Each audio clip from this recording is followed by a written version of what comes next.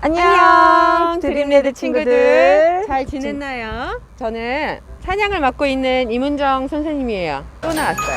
안녕 여러분, 한때 여러분들과 함께했던 홍윤정 권사입니다. 자, 광고를 시작하도록 하겠습니다. 첫 번째 광고, 우리 사회적 거리두기가 2단계로 낮춰졌는데요. 사실상 우리에게 큰 변화는 없고요. 교회는 27일까지 온라인 예배를 그대로 드린다고 합니다. 그 명절 지내고 나서 결정이 된다고 하니까 그때까지 우리 온라인 예배 잘 드려주시면 감사하겠습니다. 앞으로 광고는 선생님 1명, 학생 1명이 담당하기로 했습니다. 선생님 중에서는 김한빈 선생님이 담당하기로 했네요. 여러분, 김한빈 선생님 말씀 잘 들어주세요. 잘해달라고요.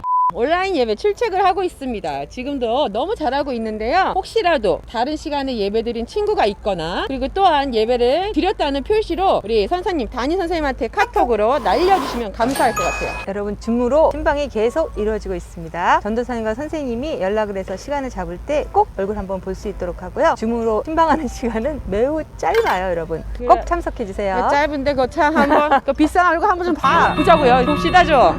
우리 큐티 잘하고 있나요? 큐티는 꼭 잊으면 안 돼요. 우리가 매일매일 삶의 예배를 드려야 된다는 그 마음으로 시간을 내어서 우리가 큐티를 했으면 좋겠어요. 다음 주 기도는 신이수 학생입니다. 기도 녹음해서 전도사님께 전달해 주세요. 우리 광고를 담당하는 권사님이 말씀해 준 것처럼 선생님 1명, 학생 1명이라고 했는데 선생님은 김한민 선생님이 담당하지만 우리 학생을 룰렛으로 돌려서 뽑는다고 해요. 그러니까 이번에 뽑힌 친구가 있어요. 한준희 학생이 뽑혔습니다. 축하! 박수! 자, 우리 마지막으로 사회적 거리두기가 아무리 올라가도 우리 하나님과의 거리두기는 하지 않도록 하고요. 우리 코로나 블루가 되지 않도록 하나님과 대화 많이 할 수 있는 우리 드림레드 친구들 될 수 있도록 기도할게요. 예배 잘 드리세요. 안녕. 안녕.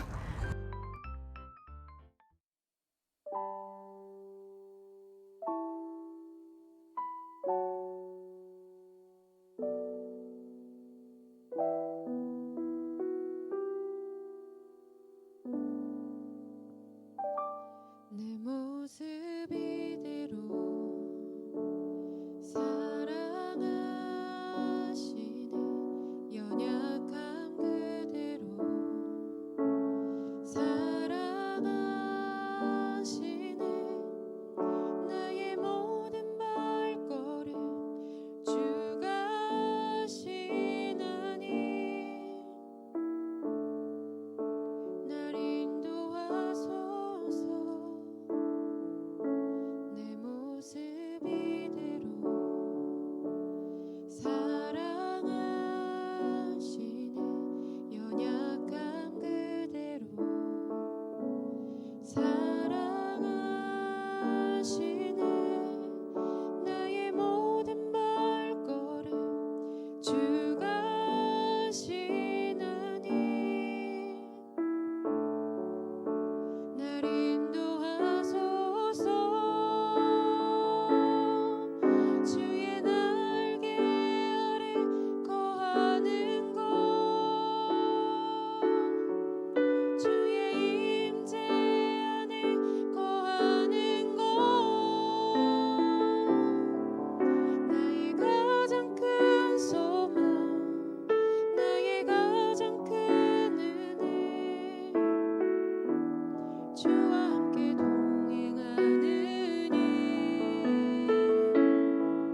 주의 날개 아래 거하는 곳 주의 임재 안에 거하는 곳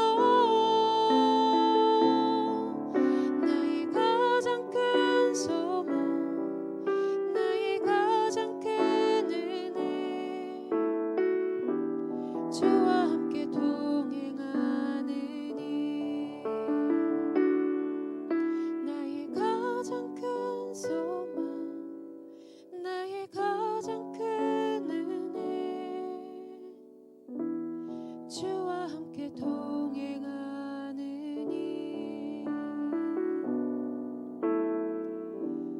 주와 함께 동행하느니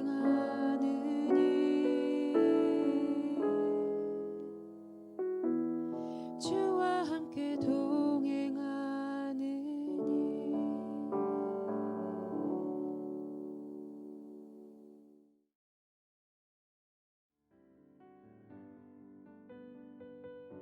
오늘도 저희가 이렇게 온라인 예배를 드릴 수 있게 도와주셔서 감사합니다. 온라인 예배여도 전도사님의 말씀이 저희의 귀에 잘 들어올 수 있도록 도와주세요. 하나님, 요즘 코로나가 다시 심해지고 있습니다. 저희가 다시 교회에 가서 예배를 드릴 수 있게 도와주세요. 또한 코로나로 몸과 마음이 아픈 사람들을 치유해 주세요. 예수님의 이름으로 기도드렸습니다.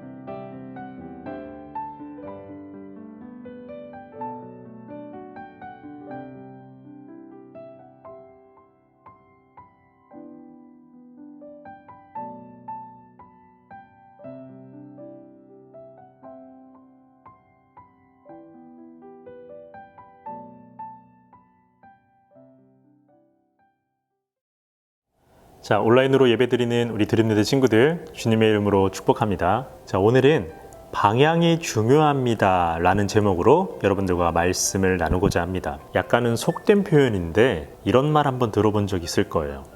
허공에 삽질한다. 이 허공에 삽질한다는 말은 뭐 표준어라고 보기는 어렵죠. 우리가 흔히 은어로 사용하는 거니까요.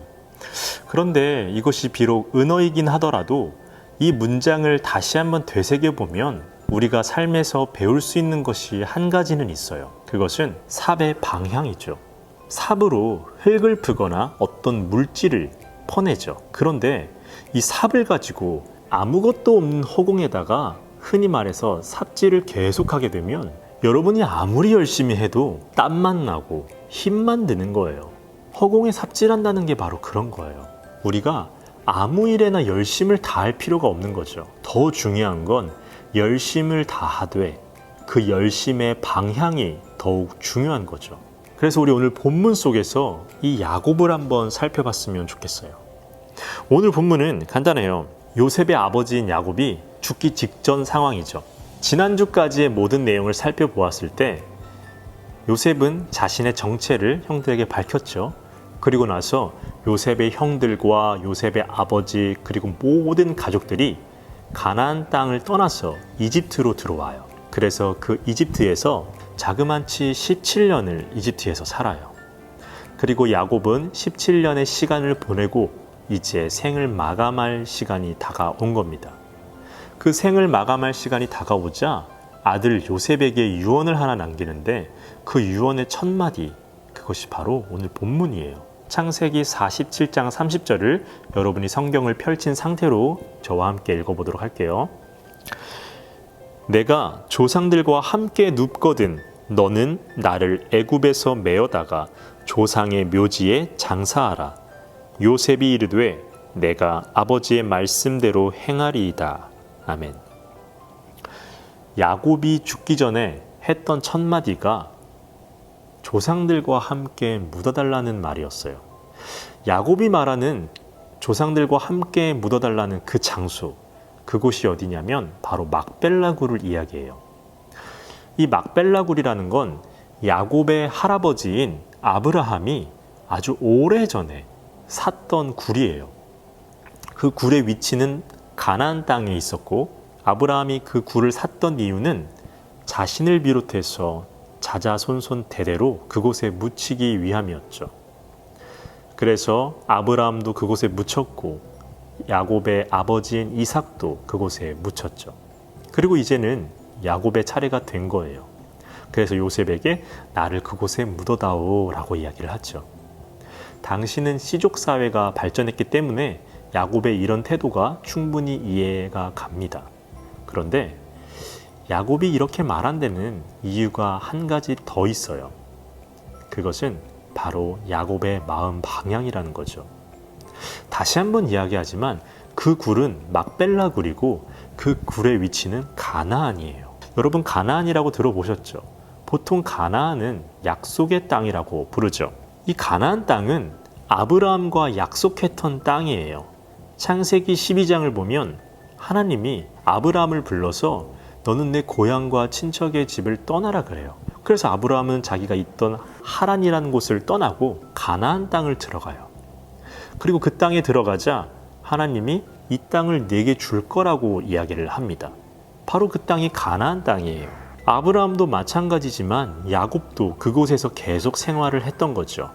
다만 흉년을 맞이해서 야곱은 자신의 가족들을 먹여 살려야 되었기 때문에 모든 가족들을 데리고 이집트로 잠시 피난을 왔던 거죠.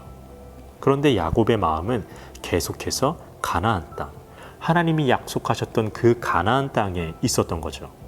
그리고 죽기 전에 요셉에게 이렇게 말을 한 거죠. 내 조상들과 함께 묻어달라고. 아무리 이집트 땅이 풍부한 곡식과 자원들이 있다고 할지라도 야곱의 방향은 가나안 땅에 설정되어 있었던 거죠. 그렇다면 우리 청소년 여러분들의 마음의 방향은 무엇을 향하고 있나요? 프랑스의 소설가인 모파상이라는 사람이 쓴 목걸이라는 소설이 있어요. 이 소설 속에 등장하는 마틸드라는 여성은 굉장히 허영심이 강한 인물로 나옵니다.